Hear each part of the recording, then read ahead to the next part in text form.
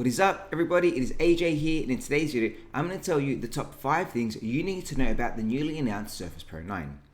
The Surface Pro 9 is an upgrade over last year's both Surface Pro 8 as well as the Surface Pro X, and I think this naming convention is something really important you should know about. Up until now, Microsoft had 2 versions of the Surface Pro.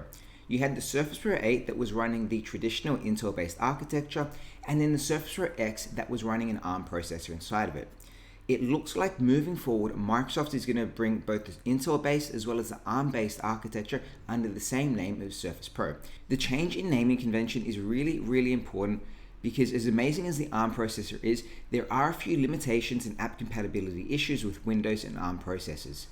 If you're using mainly web-based applications and the Office suite, the ARM-based Surface Pro is going to be amazing for you. It's super light, it's got better battery life, and it now has 5G connectivity. So that means if you're on the road and using mainly web-based programs, it's going to be phenomenal.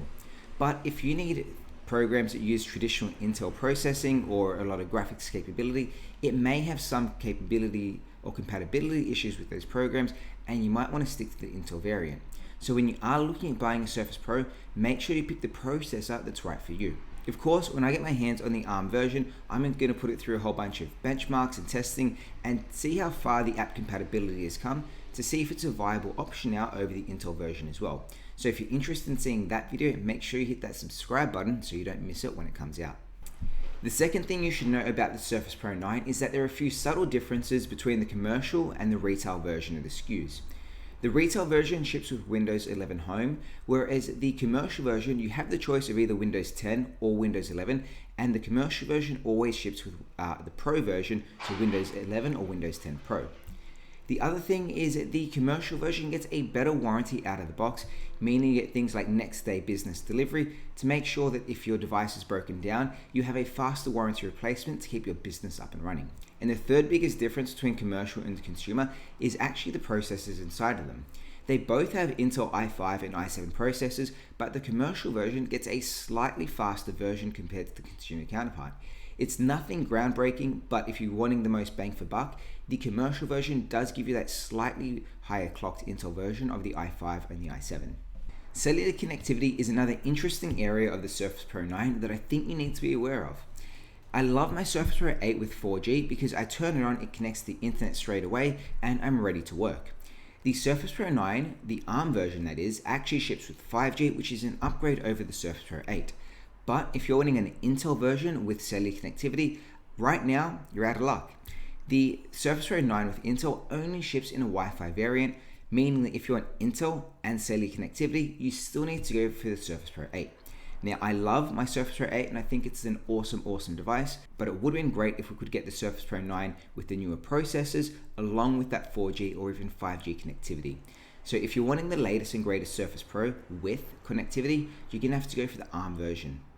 I think one of the biggest things with this new Surface Pro 9 announcement that should be celebrated is the fact that the Surface Pro 9 is now so much more repairable than any other Surface device. It wasn't that long ago that basically any computer, if you broke it, you'd have to replace the entire device, and Surface Pros were no different. It is amazing to see that Microsoft is now listening to consumers and giving them more options to repair basically any part of the Surface, from the screen to the SSD to the kickstand, the motherboard, the thermal modules, the batteries, and so many other parts inside of here. You can now replace the part that's broken instead of replacing the entire device.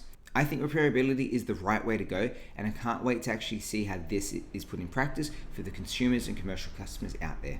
And the last thing I think you should know about the new Surface Pro lineup is the fact that they are bringing even more colors to the Surface Pro.